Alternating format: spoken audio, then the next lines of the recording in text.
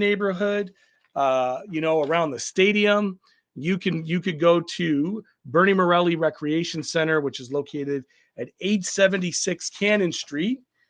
If you happen to be in the new part of the riding, which is like Parkdale, East End, shout out to all the new neighbors. We are so happy to include you in Hamilton Center. We hand dropped thousands of these personal notes to everybody who's living kind of Rosedale, Parkdale, in that neighborhood, because not everybody knew that the ridings changed. They didn't know the boundaries changed. They thought maybe they were still, in the old boundaries. They didn't know what the score was. So we dropped these off. We wanted to make sure that people understood that they are now a part of Hamilton Center. And those folks, typically the folks that are in that neighborhood, would be voting at the former Brock University's Teachers Campus. Converted school, you'll know where that is, 1842 King Street, kind of coming off of Lawrence. That's where those folks go to vote. And for the folks that are in the north/east end, down by Center Mall, it's the Boys and Girls Club of Hamilton, 45 Ellis Avenue. That's an organization that has a special place in my heart. We're putting in the work here. It is so important for you all, if you're able to get out to the vote early, get out to the advanced polls early, so that we can bring you in this last final stretch to help us on our GOTV. What does GOTV mean? GOTV is the very simple term for get out the vote. And that's what we're up to right now. 3, 4, 5 weeks of effort, like from even before the writ dropped, we started this project of engaging people in our communities. And it's a huge undertaking. Like, we've had over 500 individual volunteers. Organized labor has come through. Our activists have come through. Regular people who might not even be political, but want to have a working class voice in Parliament, they've come through. And it's been a grind. And we have a team here of about a dozen staff who are just working full-time day in and day out around the clock from 9 to 9. And in a tight race, this is what carries us across the finish line. It's you. It's our volunteers. It's our staff. It's community coming together to make sure there's a local voice representing Hamilton Center.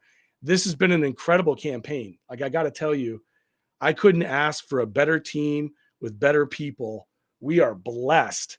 There are people who are still uncertain out there. They're watching the debates. The media has very much kind of shaped this thing up to be a presidential debate between two parties, but that's not how our parliamentary system works. It's just not. Mark Carney is not going to be on the ballot. Pierre Poilievre in Hamilton Center is not going to be on the ballot. Neither is my boy Jagmeet Singh. I'm going to be on the ballot here in Hamilton Center, and there's going to be other choices. The other choices are out of town political tourists who are visiting Hamilton for the time being, and we hope that they enjoy the sights and scenes, and then we hope to send them back to their homes, to be back in their own communities. But here in Hamilton, this is what we have to do. We have to work hard. Someone on TikTok, this is why I love TikTok, is TikTok typically gets more spicy. We typically have people, a lot of conservatives who like to jump on, and I like to engage with conservatives. So in our parliamentary system, we weren't in a coalition. We were in a confidence supply agreement. And I know that sounds the same, but it's not. Functionally, we were still opposition. All you have to do is go Google my work at committee. You would very much see that I was oppositional there. But our parliament is actually designed to work best when those who represent the majority of the country direct the policy of government. That's how democracy works. So between our two parties, we had enough votes, enough popular support in the country to determine the direction of the country. That's good democracy. At his peak, let's be clear, in the last term of government, the conservatives were polling at like 40%. That's still 60% of the country who rejects their vision. At the end of this election, Canadians are going to decide who they want for government. Reducing parliament to a two-party system in order to avoid what happened in the States with a two-party system is not logical. Our parliament works best with multiple parties representing multiple interests. That's how democracy works. Democracy should include cooperation. This idea that it's a zero-sum game, winner takes all, that somehow 38% of the population deserves to have a supermajority is absurd, and it's undemocratic. So Carm on TikTok, you could say that's not what the people wanted, but you're not actually factually right. The people voted in what they voted in. In fact, not once, but twice. They did it in 2019, and then they returned basically the same government in 2021. It might be different now. I don't have a crystal ball. I can't tell you what's going to happen at this election. I can only tell you that I'm prepared to go back to Ottawa to work for the best interests of people in Hamilton Center. That's how it works. So if you have time this weekend, I do encourage you to get to the advanced polls. If you're in Hamilton Center, we would love to invite you into the campaign to join our movement. We are powered by people. Again, over 500 people making thousands of calls, thousands of door knocks, getting people door to door, street to street, neighborhood to neighborhood. This is a digital door knock. This is what I like to do. We like to have that conversation. And here we are. So I stand by the decisions that we made. I stand by the fact that we cooperated in government and got 9,000 people in Hamilton dental care.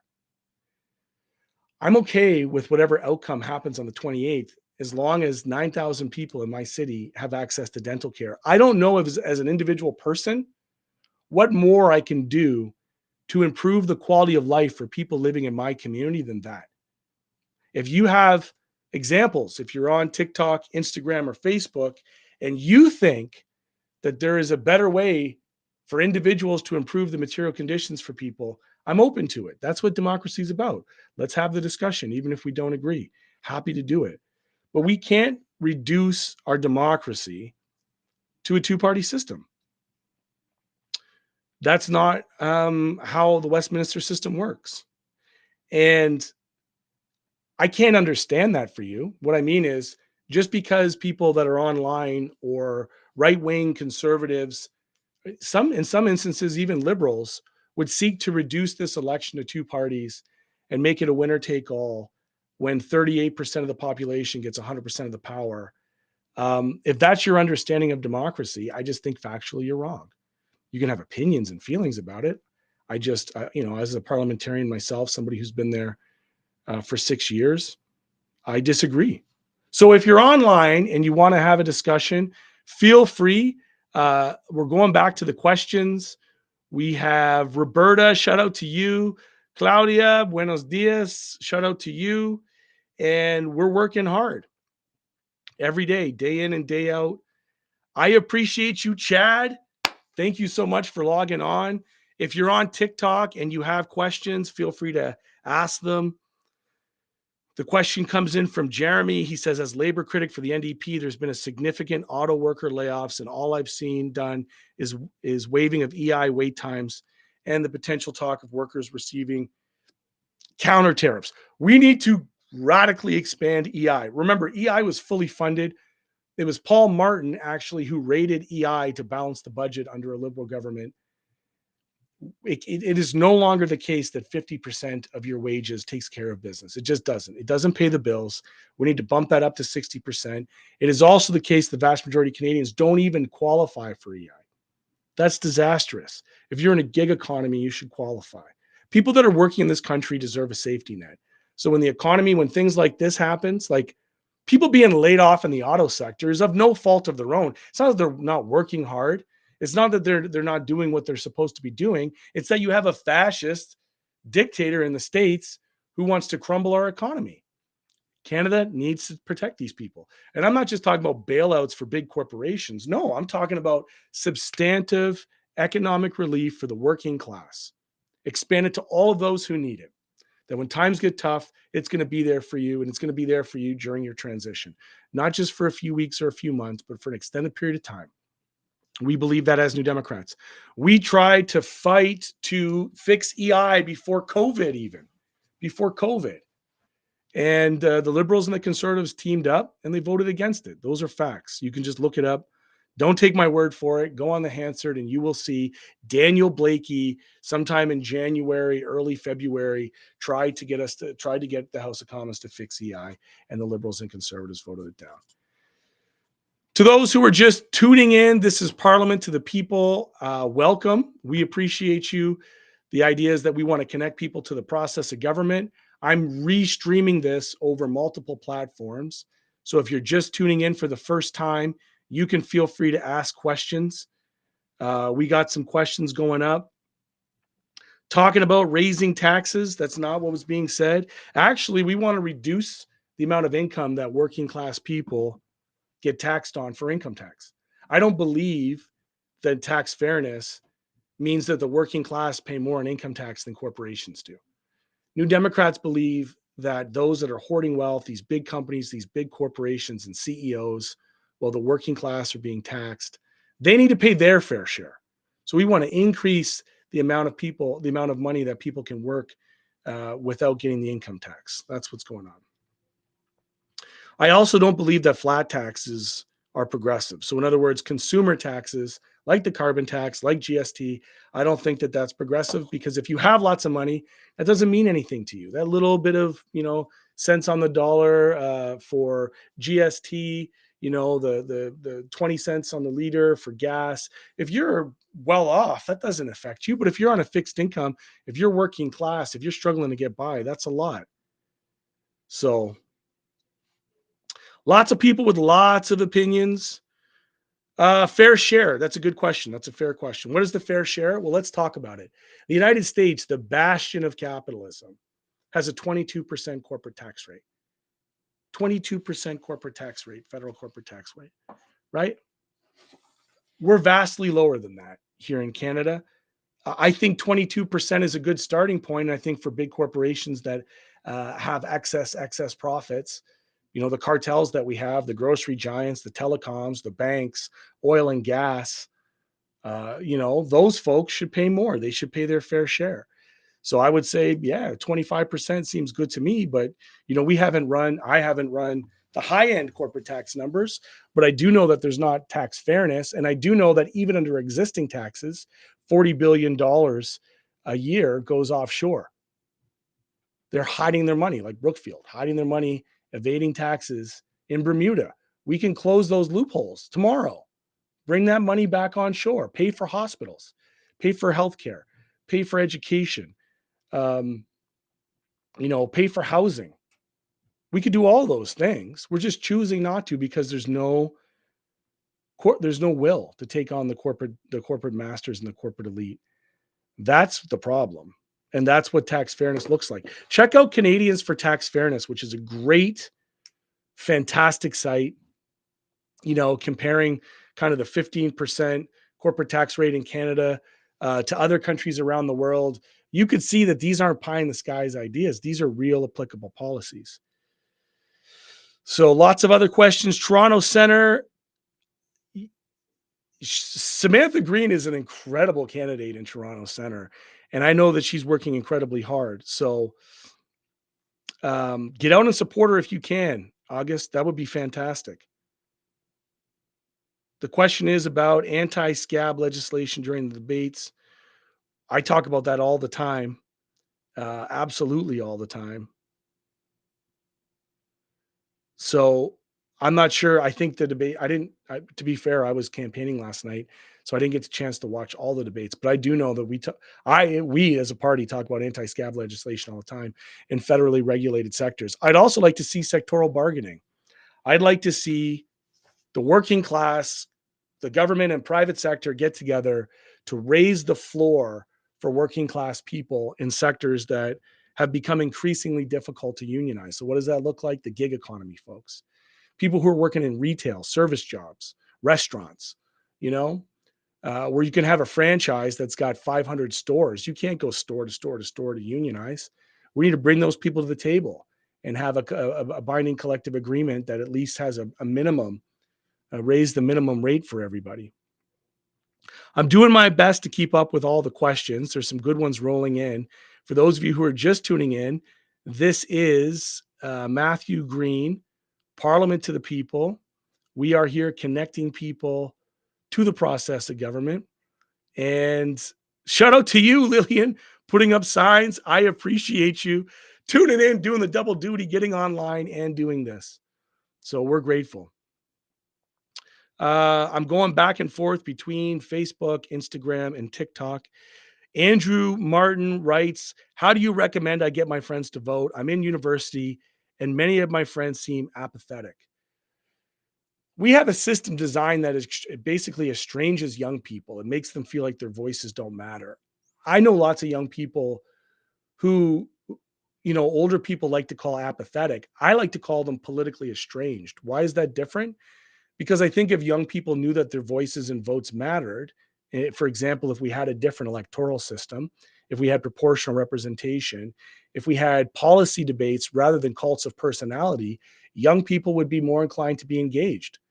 Older generations, particularly boomers, are making decisions that they're never going to live to see the consequences for. And that's a problem. So I think that the conversation, that I have, Andrew, with people, with young people, is I ask them quite clearly, if they were prime minister for a day, what would be their number one issue?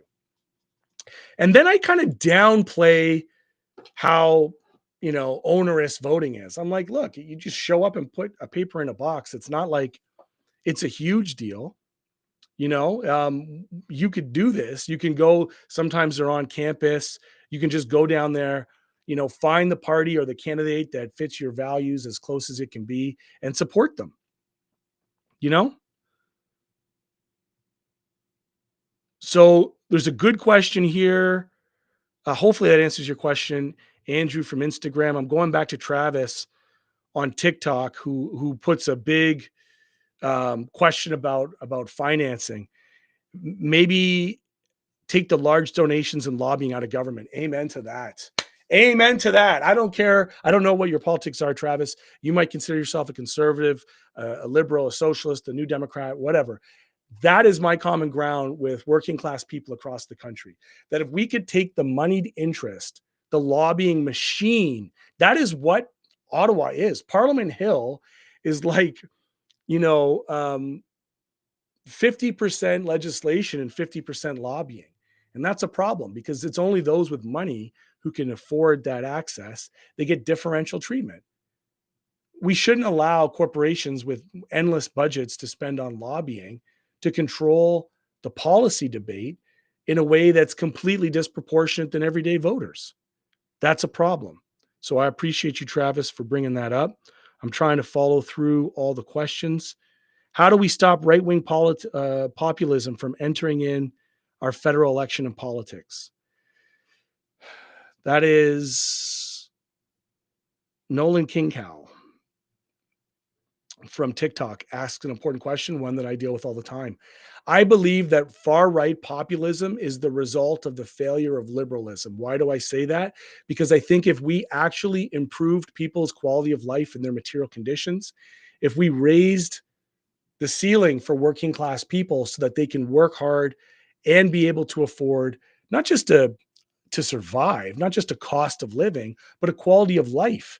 I would love to replace this notion of a cost of living with a quality of life. But unfortunately, if you look at the states, the Democratic Party likes to speak the language of justice, likes to speak the language of fairness and equality, but they don't deliver on it because they refuse to take on the corporate overlords of Wall Street. If you look here in Canada, the Liberal Party is the same thing.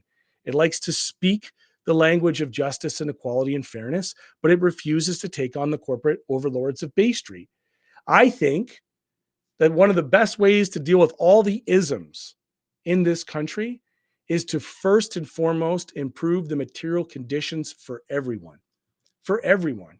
I believe that when people's housing, food needs are met, healthcare needs, including mental health supports, right? When they work, 40-hour work weeks are a thing of the past.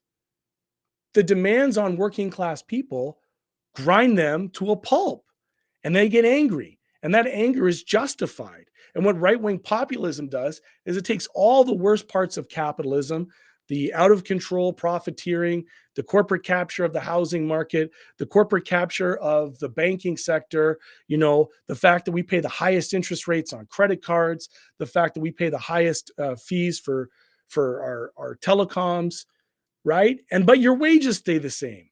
The economy cannot work when those two things happen. Skyrocketing costs and stagnated wages are the fertile ground for the far right. And what we need to do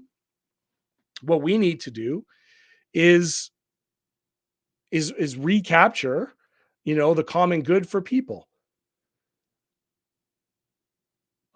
It's funny for me. I apologize because I'm trying to read the comments, and some of uh the nicknames on this is funny, and I feel like I might get trolled if I pronounce a nickname that might not be appropriate, but I'm going to go for it because whatever, here we are. So Hamadunga, shout out to you on TikTok. Hamadunga says working class people should be able to afford a home, a family, and a car, and they can't afford any of that now. And what you've just said, none of that is radical. None of that is radical. That shouldn't even be specifically a left wing position, or that should just be a basic human principle that you should be able to take care of yourselves. And I want to state this is important. I don't value people based on their productivity or their contribution to the GDP. I value people because they're humans, and there are some people who fall through the cracks, be it through disabilities, be it through unemployment. They deserve dignity too. They deserve dignity too. So I'm careful. I like to talk about working class poverty because in Hamilton we have 30 or 40,000 people who would be considered the working class poor. But even if you're not actively working, right? Because unemployment rates, they only capture people who are seeking work. But there's a lot of people who've just felt completely left out. They're not even seeking work. They're unemployed. They're on ODSP. They're on Ontario Works. Sorry. If you're on ODSP, it's because you can't work. So I want to set that aside. But if you're on Ontario Works and you're getting a meager $720 a month, that is legislative poverty and that is social violence. You can't expect somebody to survive off of that. What are they supposed to do? We wonder why people are living in tents. Well, we've set them up to do that. Those are decisions. If we gave people an adequate safety net to ensure that they wouldn't be living in tents, a lot of the petty crimes, a lot of the addictions, if we had a healthcare system that dealt with mental health in a real way, we wouldn't be dealing with the symptoms of social pressure. What we see in the ills of society are after multiple failures of society to take care of each other. I believe in collective responsibility and a social contract to one another. I believe that if my neighbor is on hard times, we should help them out. And I know that to be true across the country. I've been across the country. I can go to the prairies in the bluest of the blue ridings. And if I were to ask a lifelong generational conservative, if your neighbor's house burnt down, would you help them out? They would absolutely say yes. They would absolutely say yes. So then it just becomes a question of defining like who your neighbor is. So there's a good question here. There is, Hamadunga drops this. He says, I'm 35. I work construction, plumbing, building homes and condos for a living, and I may never afford one. That is precisely what is wrong with the market. Our housing market has been captured by private interests, banks, companies like Brookfield, BlackRock, all of these massive real estate income trusts that are using our housing market like a piggy bank. The economy cannot work like that. The economy is collapsing under corporate greed.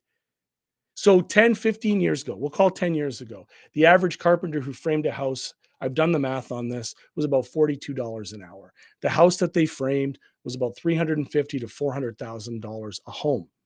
That's still a lot, but it was affordable. It was attainable. Now that same master carpenter, and I'm sure Hamadunga, you can shed some light on this. The same master carpenter who frames a home is making $49 an hour. And the home that they're framing, the house that they're building, is now selling for $750,000 to $800,000. Who created the wealth and where did it go? I would argue that the framer, the plumber, the roofer, the electrician, the painter, the drywaller, the person who did the forms and the concrete, they built the wealth. But it was the banking class and the corporate real estate income trusts, the corporate giants like Brookfield, who've taken all the value out of the economy. They've taken the surplus value of the laborer and given it to the shareholder, the person who's never swung a hammer, the person who is simply extracting the value from the economy and the working class. That's what's wrong with the economy. It's collapsing under its own greed because the insatiable desire for, you know, infinite growth and infinite profits can only mean one thing: squeezing the wages of the working class, taking away the common good, privatizing everything, making sure that the commodification of your life is about a cost of living rather than a quality of life. Woo, you got me fired up, Hamadunga. I appreciate the comments. Going back and forth here. There was a question that says, I want to make sure we answer the questions. Travis asks, when does the left go too far? Well, I mean, first you'd have to define what the left is. There are lots of people who would say that the liberals are left. I would disagree with that assessment. Um, for me, I'm an anti-capitalist. What I mean by that is I don't believe capitalism works in the interest of the working class. But I also don't believe that government should be doing everything. I don't believe that the state should be selling you socks or owning every restaurant or um, doing things that working class people can do on their own. Instead, what I believe is a cooperative economy. I believe that those who create the wealth deserve to keep its lion's share. I believe that workers should be, by legislation, at the board tables of companies who, in the past, would simply seek to bankrupt them, put them out of work, steal their benefits and pensions in order that shareholders might get a bump in the fourth quarter. So, like, I believe in democratic socialism. Democratic socialism is about cooperative economies. It's not about state capitalism. It's not about the state running everything. But I would say I do think that from our natural resources perspective, that common good should go to the benefit of the common people. In other words, I don't think we should privatize or have all the privatization of the profits for oil and gas sector when they publicize, they socialize all the risks, all the cleanups, even the funding. Like this liberal party in bailing out the oil and gas sector isn't even good at capitalism. At the very least, we should be, if you're going to invest $50 billion into something, you should have a majority share of that, and the dividends should go back to the working class and the people first. So lots of people chatting. Shout out to you, Shane from Nova Scotia, a conservative. I appreciate you logging on. Feel free to put questions in the comment section. Should value people on their net worth. That's why we ask people what they do. No, we shouldn't value people on their net worth at all. I'm trying to read all the comments. So I'm going back and forth between TikTok, Instagram, YouTube, and Facebook. Corporations buying single dwelling real estate is a big problem. I would say banned. If I had my way, there's no way that a working class family should have to compete with Brookfield for their fucking starter home. That is absurd. That is ridiculous. It's early in the morning. I've had lots of coffee, so please bleep that out in the post or whatever. But yeah, I swear. Because I'm that fired up. Like, that is absolutely part of the problem. And I think, like, there's a lot of mom and pop landlords who might have a couple of properties and they feel like they're under attack. But, the truth is they're small, small, small potatoes compared to what the big corporations are doing. And, to be honest and to be fair, like, I would decommodify the housing market. I don't think that people hoarding and basic necessity of life in order to profit off of labor that isn't theirs is ethical. Full stop. That's my view on housing. In 15 years, no one will be able to own a home. I don't think anybody can own a home now. You can mortgage one from the banks, but how the hell are people going to pay off a $900,000 starter home, an $800,000 starter home, 750,000 even, or a shitty condo for 600,000? Like, you could acquire it, but let's be real, it's the banks who own it until you pay it off. There's this beautiful tradition in Hamilton. A lot of the Europeans, Italians, Portuguese when they pay for their home, they put lions out front. There's no more lions out front. People aren't paying off their homes. In the 70s and the 60s and 70s, you could buy a home at 3 times your wages and have it paid off in 10 years. Imagine the economic uplift, the benefit of having people not having to work and spend 30 to 40% of their wages on housing, what that would look like if it was recirculated in local economies. If they had a chance to really enjoy recreation, if they could go to restaurants and buy more stuff from the local businesses. No, what are they doing? They're paying interest on a yo-yo economy to goddamn banks who don't add value anyways. Banks don't add value to the economy, they take it. Okay, we don't even have fixed term mortgages anymore. Shout out to you, Grace. Companies just want the bare minimum. 45. I'm trying to keep up with all the discussions. There's lots of good chats. Shout out to everybody who's tuning in. This is Parliament to the People. My name is Matthew Green. I'm the very proud NDP candidate right here in Hamilton Center. Shout out to you who are logging on from YouTube. I'm going to do questions. If you have questions, Shane, feel free to log on. Fire away. I'm doing some things. He says, I'm critical of some points against the Liberals, but I shut down committees that were important and voted to keep them and Justin Trudeau in power. I'm seeing the struggles that people had. I see the struggles too. Not every single motion from the right-wing conservatives in committee was worth following. I'm sorry. Some of their stuff were goose chases, bro. They're ambulance chases. On the things that I thought had substance at committee, I supported. I support policy by policy. And if you watch me at committee, you would know that I am very critical of the Liberal government. How the Westminster parliamentary system works is you could do both things. You could be critical at committee, you could vote for policy that works, and you can deliver for people. So the reason why we kept the Liberals in power is because we had a commitment to deliver on things that we thought were meaningful to Canadians. That's how democracy works. That's how you might not like it because your team didn't get in or there wasn't a snap election. But we're in one now and the country's going to decide what it wants. And I suggest it's going to hardcore reject conservatism. That's what I'm suggesting. And that's not to say, oh, fair wage an hour of the Labor Act. Oh, my bad, Scott. Sorry, I missed that. The Conservatives repealed it in 2013. Will the NDP bring it back? I'm going to be honest with you, Scott, and this is where I'm vulnerable.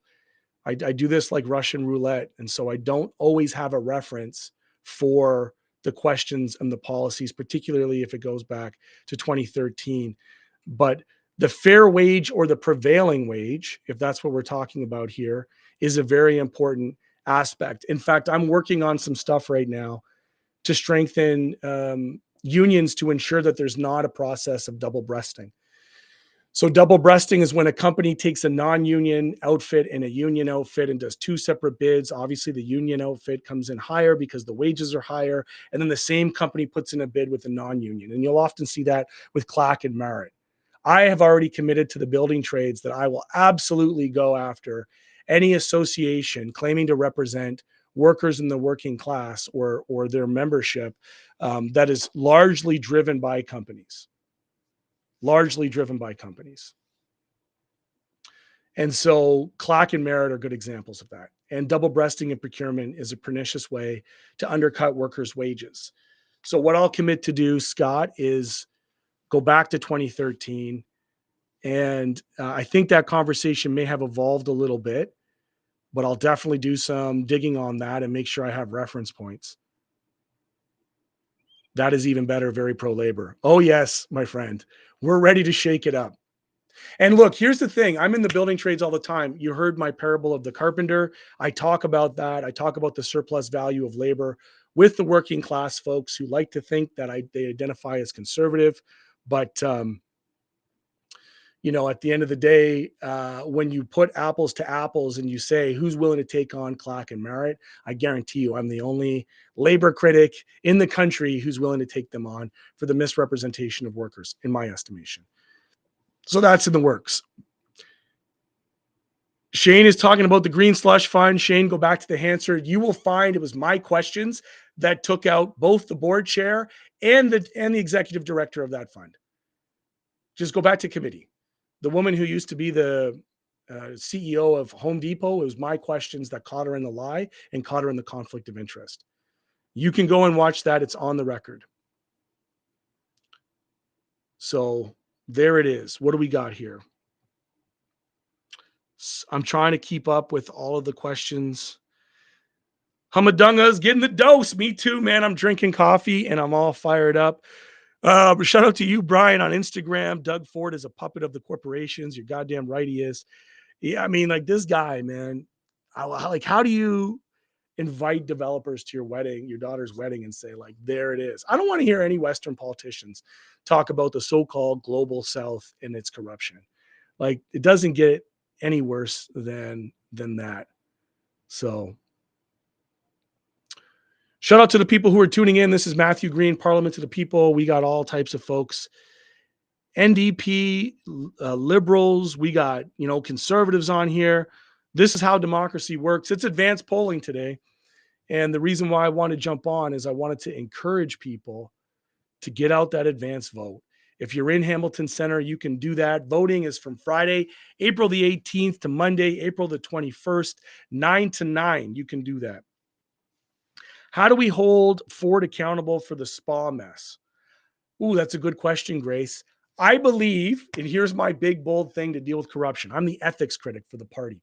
So I deal with corruption all the time. And this is what I would do if I was prime minister for a day, is I would set a special power within the Department of Justice, a prosecutor's office that is completely nonpartisan, arm's length, way out of the influence of government.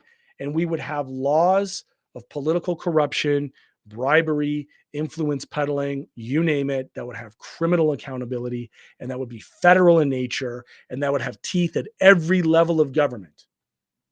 You can't have a local police force investigating a local city council.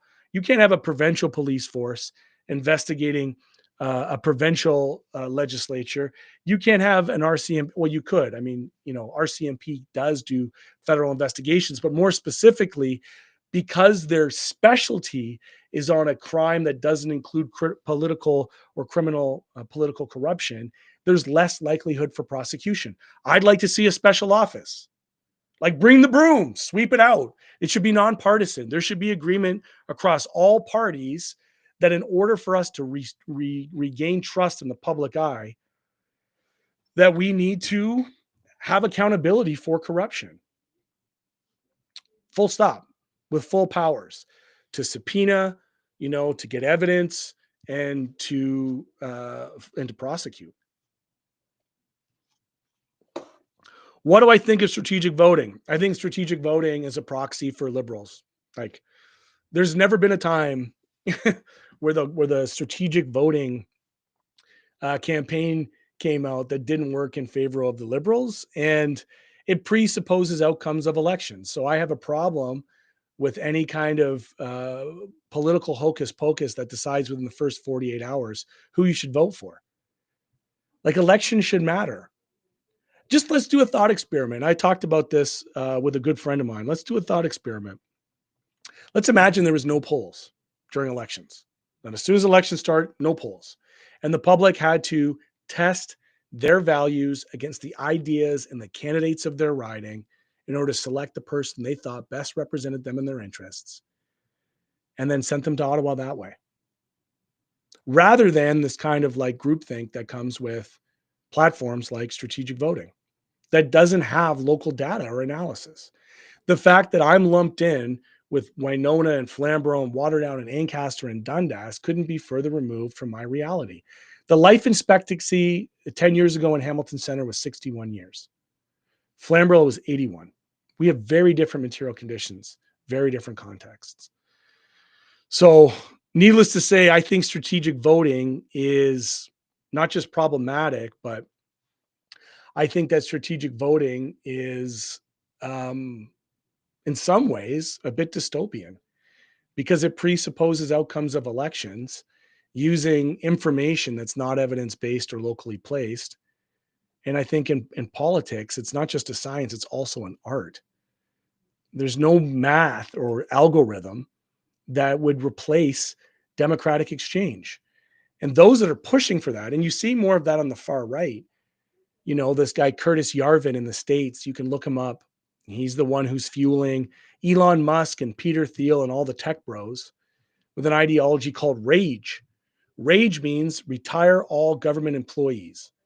In other words, replace the public sector with the private sector and ostensibly tech and AI and algorithms for the vast functions of government. And that's a problem. That's dystopian for me. So, needless to say, I don't support it. What do we have here? Thoughts on white supremacy? That is a very broad question, Catitude. What do you mean specifically about it? Does it suck? Yes. Are we in a reactionary moment right now where identity and identity politics are converging around, pushing for diversity, inclusion, and equity? Yeah, we're absolutely in a reactionary moment. And I think that reactionary moment is fueled by the lack of improving people's material conditions and the scapegoating of other people. Other people could look like people who have a different God. It could look like people who have a different language or skin color, but those things are rooted in white supremacy. Absolutely, there's systems of power and domination that are subtly, transposed over our economy.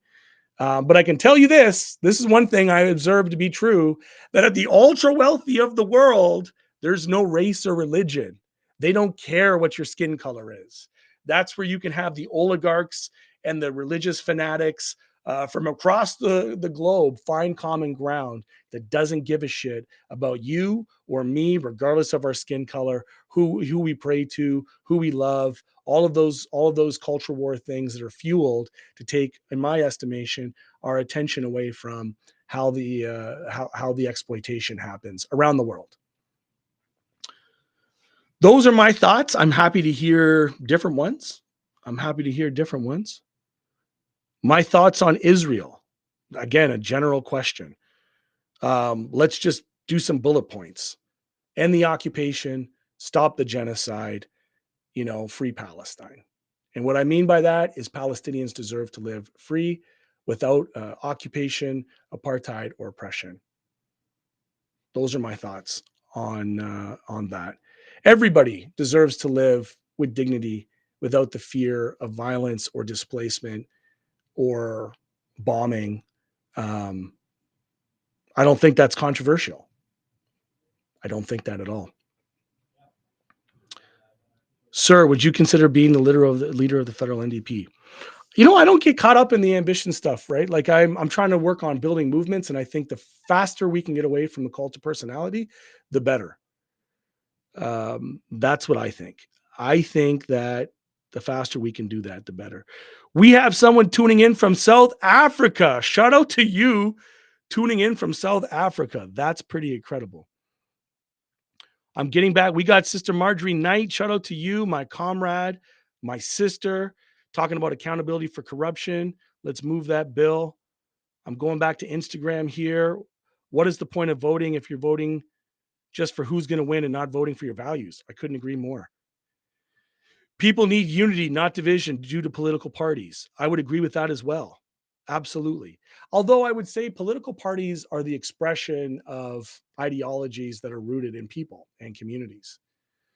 So if you want more unity, like I think isolation is the symptom of hatred and fear. I think isolation, individualism, the idea that you're alone, all of those things lead to the division that we see in this country.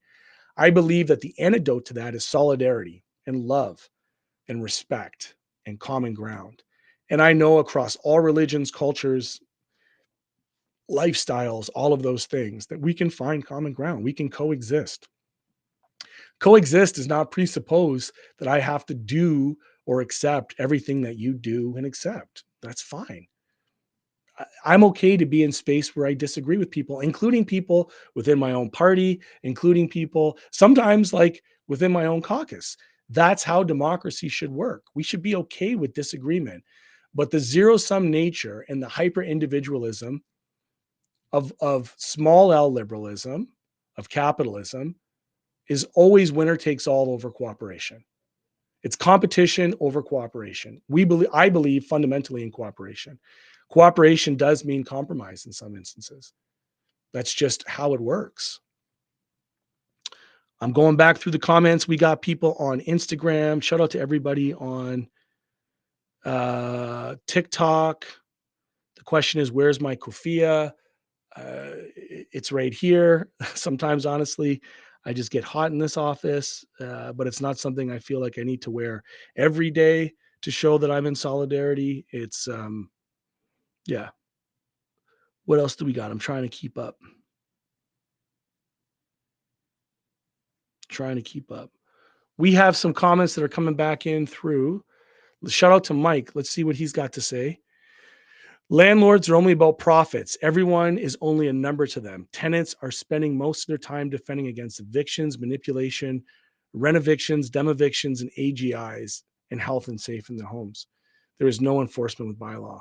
He's right. Tenants have been left on their own, including you, Mike and Tabby. I would agree with that. That there is no real enforcement of basic standards for renters in the renting class in this country, and that needs to change. When and where is the next NDP convention? I have no idea, Scott. To be fair, we haven't gotten that far. The only thing that I'm focused on is the next 10 days. And then we'll worry about convention and the rest of it. Although our conventions will happen soon. I don't know when that looks like because we haven't gotten there yet. We do not know what the outcome of the party is going to look like. Your 4 viewers. Oh, look, we got some trolls. So here's the thing with people that are tuning in. I got a little friend here, Ricky Reda. I don't know if you're still on, but I'm multi-streaming across multiple platforms. And I just started with YouTube. So I don't expect that there's going to be a lot of people tuning in to YouTube. I'm okay with that. And I don't expect like a lot of people are going to tune in on any one given platform, but across all the platforms, I talk to about 50 or 60 people at a time. And if you do the math, and I'll do the math for you, Ricky Reda from YouTube. It's better than like I'm not knocking on doors right now. So we got teams that are out there doing that. If I can talk to 50 or 60 people at a time, that's better than calling people one-on-one, isn't it? So do the math, Ricky. I can't explain this to you or help you, help you understand it. That's going to be for your own comprehension. Regarding what's wrong with P3s and housing, can we discuss housing? P3s means privatizing public profits. That's what it means. It means that taking public money to give corporations the private profits. It does not work, not in the way that it was supposed to be intended, and typically ends up with higher costs for the public, profits for the private corporatization, and loss of control of the public good. Okay, what else do we got? It's almost noon. We got folks on Instagram. Welcome. This is Parliament to the People for those that are just tuning in. My name is Matthew Green, and we love to connect people to the process of government. So that's what I've been doing for close to an hour here, is answering questions online. Lots of debates happening. Lots of people chatting on TikTok. I love this because it's like political roulette. I'll say it again. I don't expect you to agree with me. We can talk, we can chat, I can answer questions to the best of my ability. I don't always have the answers either. I don't pretend to. I think that's part of the problem in politics. So door knocking is not well received during the weekends anyways. It is in Hamilton here. People are open to talk. I appreciate you, Encyclopedia. It looks like Hichitika. I love you. That's what I love about TikTok is all the nicknames. I appreciate the support. Feel free to bring a friend, and then you're going to go to the Forge game. That's amazing. We should send people out to hand out flyers at the Forge game. Shout out to the viewers.